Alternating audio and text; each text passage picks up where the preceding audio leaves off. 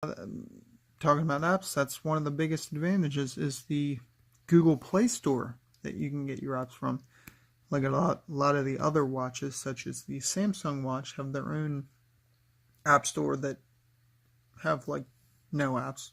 I've heard so many complaints on different watches about that. But this one, for the fantastic price that it is, has so many apps because it uses the Google Play Store. So that's a huge advantage. And the band is nice and soft, so that's nice. And it uses a quick release, so you can just change that out with a 20 millimeter band. And well, on the back, you can see that you can get your heart rate too. That's the sensor right there. Those are the charging pins. It magnetizes to that and charges. That's the button that will do some stuff. I will show you that. So this watch face that I have is an app called Puji Black that I got from the App Store. And let's see. Puji Black has this thing built in. Let's here. You can get the weather. Ain't that nifty? It's a nice setup too. And it seems pretty accurate because I've checked it with my thermometer here. And it is pretty good. Here's an app called Wearify. And it allows your Spotify Premium to play on the watch itself. So let's do that. Playlist. Let's go to some hot country.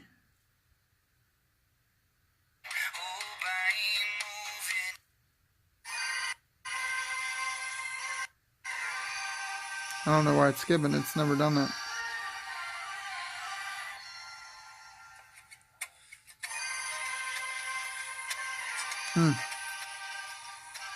Want to get to some singing.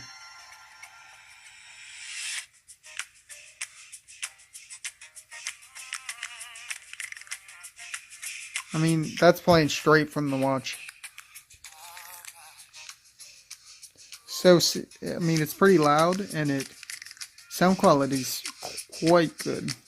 It's very good.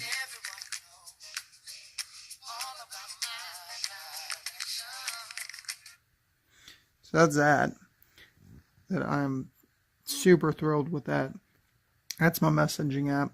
It's Verizon Messages, and that's the phone app, so I can call people. This button opens the app drawer. There's calendar. There are some fantastic options for calendars. So you can, if you use a calendar, that's an excellent option. Let's see. That just causes it to put it in your favorites, so it moves it to the top of the list. But the calendar, I don't really use a calendar, so I don't have much on here. But you can.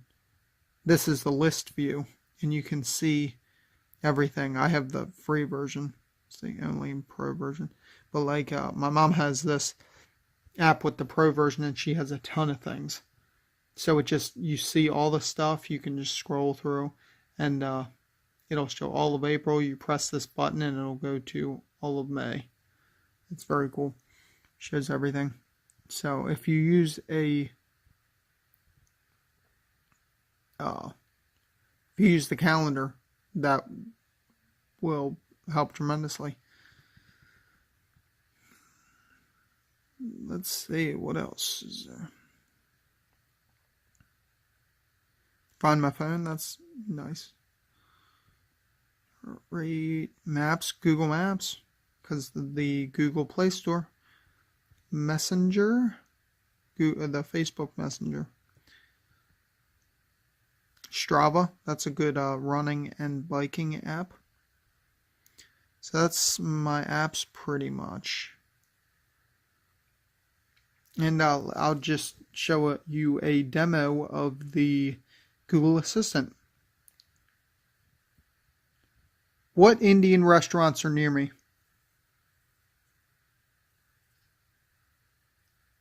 Cafe Spice, that's a good restaurant.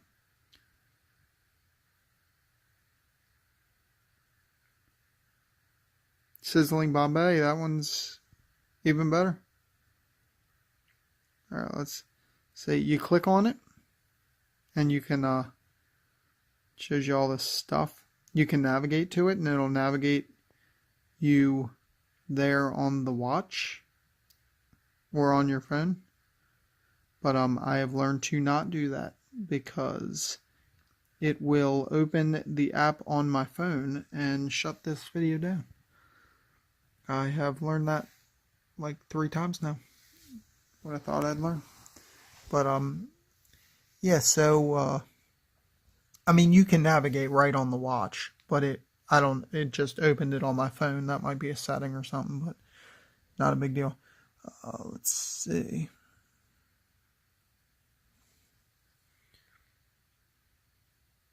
What color is the sky? Oh, the ultimate question right there has been answered. But yeah, I was just showing you how well the talk to text works. Review the Ticwatch E for Express. Ticwatch is being made by Mobvoi, a Chinese manufacturer backed by Google. I recently left the Apple OS environment and bought a Pixel 2. That also meant selling my beloved Apple Watch Series 2 and finding a replacement for it. After a lot of research, I decided to go with the Ticwatch E. Mobvoi previously had created the Ticwatch 2, which was crowdfunded through Kickstarter, and it received great reviews.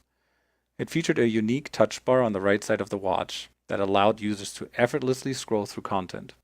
Unfortunately, that bar didn't make it into the Ticwatch E, but instead Mobvoi listened to the user feedback and switched their previously proprietary operating system over to Google's Android Wear 2.0. And that was a great decision in my humble opinion, as it allows us users to now install apps from the App Store, like two-factor authentication apps for instance. The Ticwatch E comes with a 1.2 GHz dual-core processor from MTK. It's not a Snapdragon Wear 2100, but so far it has been zippy and worked well for me. It has a bright 1.4 OLED display with 400 by 400 pixels. That is 287 dpi in case you wonder. Even though the watch is an entry-level model priced at $159 for the Express version, it features a heart rate monitor, a proximity sensor, an accelerometer, a gyroscope, Wi-Fi, and onboard GPS. It's also IP67 rated, which allows you to go underwater for up to 3 feet for up to 30 minutes.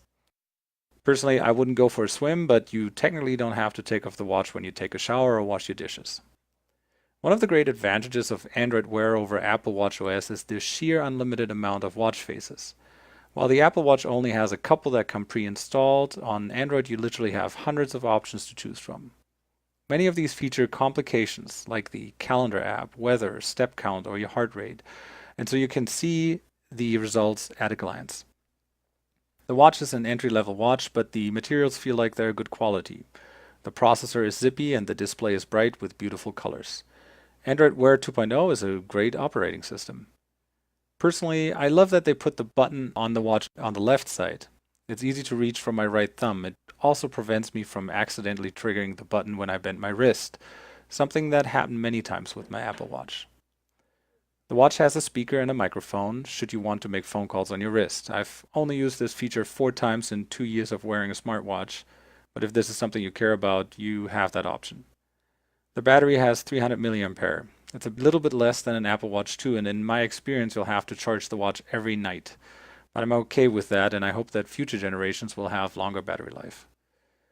The watch weighs 41.5 grams and is about 14 millimeters thick. That's very comparable to my Casio G-Shock, and I've been wearing that for years. For the price, I'm quite happy with the watch. It's an entry-level Android Wear 2.0 device that will serve you well. Is it the same build quality as an Apple Watch Series 2 or 3? Of course not, but it's also about a third of the price while having almost the same feature set, except for IP68 waterproof rating and lack of SIM card slot, and that would cost you an additional $10 per month with your phone provider. So I'm happy. One more thing, Ticwatch also offers the Ticwatch S for sport. The only difference is that the GPS antenna is in the wristband, which increases accuracy. It costs $199 instead of $159 and also means that you cannot change your wristband. To me personally, I prefer the E over the S, but if you run around in the city or woods a lot, you might consider the S over the E.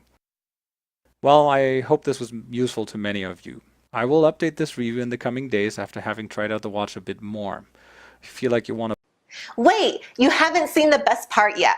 Here are some amazing offers and specials available for one time only. You can't afford to miss it.